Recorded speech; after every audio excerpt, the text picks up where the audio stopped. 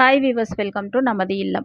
இன்னைக்கு நம்ம உங்களுக்கோ உங்கள் வீட்டில் உள்ளவர்களுக்கோ தீராத நோயா ஏதாவது முருகன் கோவிலில் இந்த மந்திரத்தை சொல்லுங்கள், தீராத நோயை தீர்த்து வைப்பான் முருகன் அப்படின்னு சொல்லியிருக்கோம். நம்ம வீட்டில் ஒரு சிலருக்கு பார்த்தீங்கன்னா ஒரு தீராத நோய் இருக்கும். என்ன நோயினே தெரியாது, எவ்வளவோ டாக்டர்கிட்ட போவோம். ஆனால் அவங்க எதுவுமே இல்லை அப்படின்பாங்க. தெரியாத நோய் நம்மளை பாடா படுத்தும். அதே போல் நிறைய பேர் வீட்டில் பெருசாக நோயெலாம் இருக்காது, ஆனால் படுத்த படுக்கையாக இருப்பாங்க. அவங்களால எந்திரிக்க முடியாது, அவங்க வேலையை அவங்களே செய்ய முடியாது, சாப்பிட முடியாது, மற்றவங்க உதவியை எதிர்பார்த்து தான் இருப்பாங்க. இந்த மாதிரி இருப்பவர்கள்லாம் நம்ம சொல்கிற இந்த முருகனின் திரு மந்திரத்தை நீங்கள் சொல்லுங்கள். வீட்டில் இருந்தே முடியாதவர்கள் நீங்களே சொல்லிக்கொள்ள முடியும் அப்படின்னா வீட்டில் இருந்தே தாராளமாக சொல்லலாம். இப்போ அவங்களால சொல்ல முடியாத நிலையில இருக்காங்க, ரொம்ப உடம்பு சரியில்லாம இருக்காங்க அப்படின்னா, அவங்களுக்காக வீட்ல இருப்பவங்க முருகர் கோவில் ஏதாவது பக்கத்துல இருக்க முருகர் கோவில்ல அமர்ந்து இந்த மந்திரத்த தினம்தோறும் சொல்லிட்டு வாங்க. டெய்லி போக முடியலன்னா, எப்போ போக முடியுதோ வாரத்துல 1 நாள் 2 நாளாவது போய் சொல்லுங்க. மிச்ச நாள்ல வீட்ல இருக்கக்கூடிய முருகர் ஃபோட்டோவ பார்த்து நீங்க சொல்லி பாருங்க. நிச்சயமா அந்த நோய் தன்னால தீரும். முருகனின் அருளால். ஏன்னா இது நோய் தீர்க்கக்கூடிய ஒரு அற்புதமான மந்திரம். இந்த மந்திரம் என்ன, எப்படி சொல்றது, என்ன மாதிரியான பிரச்சனைகளுக்கெல்லாம் சொல்லலாம் அப்படின்றத பற்றிலாம் அந்த பதிவில் பார்க்கலாம். அதுக்கு முன்னாடி மறக்காமல் நம்ம சேனலை சப்ஸ்கிரைப் பண்ணிக்கிறங்க வீவர்ஸ். வாங்க வீடியோக்குள்ளே போகலாம். திக்கற்றவர்களுக்கு தெய்வம்தான் துணை. அந்த மாதிரி தீராத நோய் உள்ளவர்களுக்கு முருகர் தான் துணை.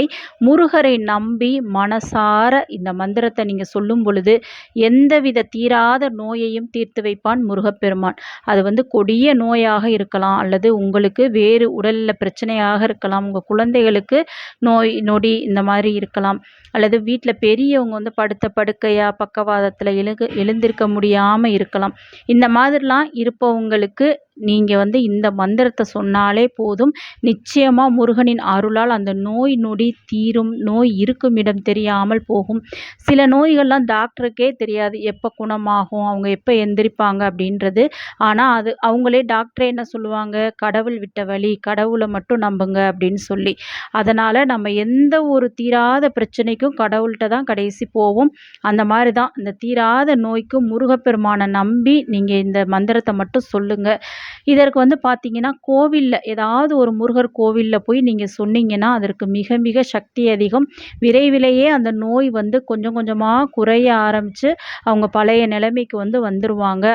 நிறைய மாத்திரை மருந்து எடுத்துகிட்டு இருந்தாலும் இந்த மந்திரத்தை சொல்ல சொல்ல அந்த மாத்திரை மருந்தெல்லாம் அவங்களுக்கு குறைய ஆரம்பிக்கும்.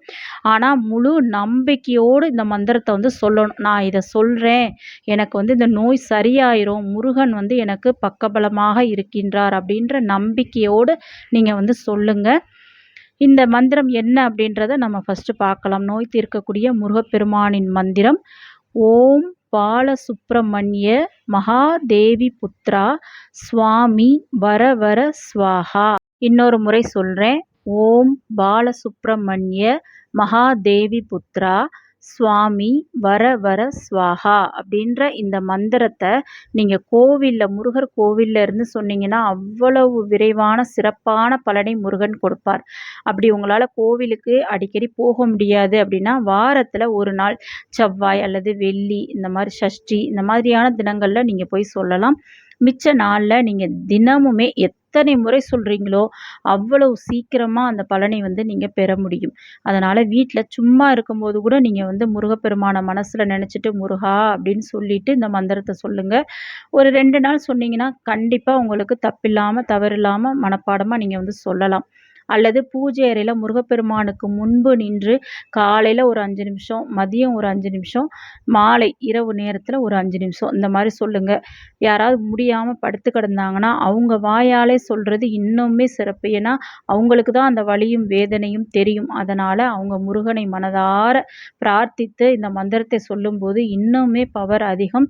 முருகப்பெருமான் நிச்சயமாக அந்த தீராத நோய் நொடியிலிருந்து அவங்களை மீட்டு காப்பாற்றி அவங்கள பழைய மாதிரி எந்திரிச்சு நடக்க வைப்பார் முருகப்பெருமான். இதற்கு முதல்ல நம்பிக்கை தான் முக்கியம். முருகனிடம் அந்த ஒரு மனமார நம்ம முருகனை வழிபட்டு, நம்பிக்கையோடு என்னைய முருகப்பெருமான் இந்த நோயிலிருந்து சீக்கிரமே குணமாக்கிருவாரு அப்படின்ற நம்பிக்கை இருந்தால் மட்டும் நீங்க சொல்லுங்க. நம்பிக்கை இல்லாம எவ்வளவோ டாக்டர பார்த்துட்டோம், எவ்வளவோ செலவு பண்ணிட்டோம். அதுல தீராததா இந்த மந்திரத்துல தீரப்போகுது அப்படின்னு நெகட்டிவா நம்ம நெனச்சோம்னா, அது நெகட்டிவா தான் நடக்கும். முதல்ல நம்மளுக்கு நடக்கும் அப்படின்ற நம்பிக்கையோடு எந்த ஒரு விஷயத்த நம்ம செஞ்சாலும், அது நிச்சயம் நடந்தே தீரும். இந்த பிரபஞ்சத்தின் ஒரு மகிமையே அதுதான். அதனால கண்டிப்பா பிரபஞ்ச கடவுளான முருகப்பெருமானை வழிபட்டு இந்த அற்புதமான நோய் தீர்க்கும் திருமந்திரத்தை நீங்க சொல்லி பாருங்க. மிக மிக சக்தி வாய்ந்த ஒரு மந்திரம். நீங்களே ஆச்சரியப்படுவீங்க. நமக்கு என்னடா நம்ம பெரிய நோய்ன்னு நெனச்சோம். இவ்வளோ சாதாரணமா நம்மள விட்டு போயிருச்சேன்னு நீங்க நெனைக்கிற அளவுக்கு அதனுடைய அந்த பலன் உங்களுக்கு கண்டிப்பா கிடைக்கும். உங்க வீட்ல குழந்தைகளுக்கு சளி தொந்தரவு, இந்த மாரி காய்ச்சல்லாம் அடிக்கடி வந்துச்சு அப்படின்னாலும், நீங்க இந்த மந்திரத்த உடல்நிலை சரியில்லாம அடிக்கடி குழந்தைகளுக்கு போகுதுன்னாலும், அவங்கள நீங்க இந்த மந்திரத்த சொல்ல வைக்கலாம். ஏன்னா ஈஸியான மந்திரம் தான். அவங்க ஒரு 5 நிமிஷம் உட்காந்து கண்ண மூடி முருகன கும்பிட்டுட்டு சொல்லுப்பா அப்படின்னு சொல்ல வைங்க. நிச்சயமா உங்களுக்கு அந்த உடல்நிலை கோளாறுகள், தொந்தரவுகள்லாம் சரியாயிரும் முருகனின் அருளால். இது மாதிரி பயனுள்ள பல பதிவுகளை தெரிந்து கொள்வதற்கு மறக்காம நம்ம சேனலை சப்ஸ்கிரைப் பண்ணி பாருங்க வீவர்ஸ். நெக்ஸ்ட் வீடியோல பார்க்கலாம். Thank you.